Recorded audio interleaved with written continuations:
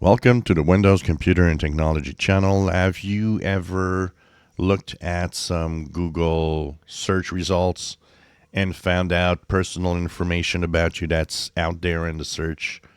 Or maybe you found a website where there's some personal things about you that you wish wasn't online?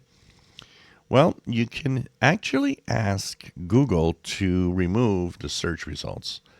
And this has been made easier now. Not only can you do it from a search, if you go on a Google search and you see something about you, there is actually a way from there to ask it to remove, but you can also go to the this Google website about results about you.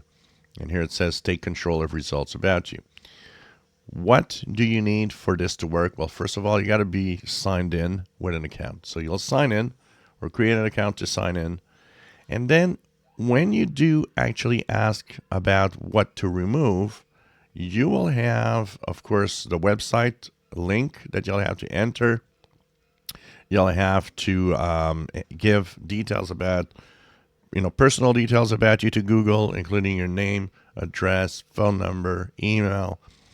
So that will, of course, make it more verifiable that it is you and what you're asking is going to work. It will take a few days, but this is another way that it actually will show you. So you'll have the search results, and here you'll have remove this result, for example, that you can click on the right side of the screen. And you'll have, okay, why is it that I want this to be removed, for example? Now, remember, it doesn't remove the website online that contains your results.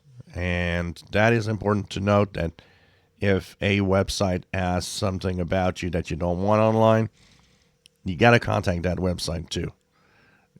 Google will only remove the search capability of the result, meaning somebody searching it on Google will not see it anymore.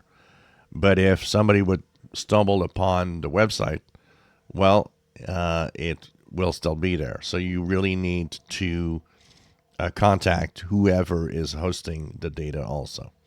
So I'll share the link to this in the description below. And if you ever wish to remove something about yourself in the search results on Google, well, you can go through this.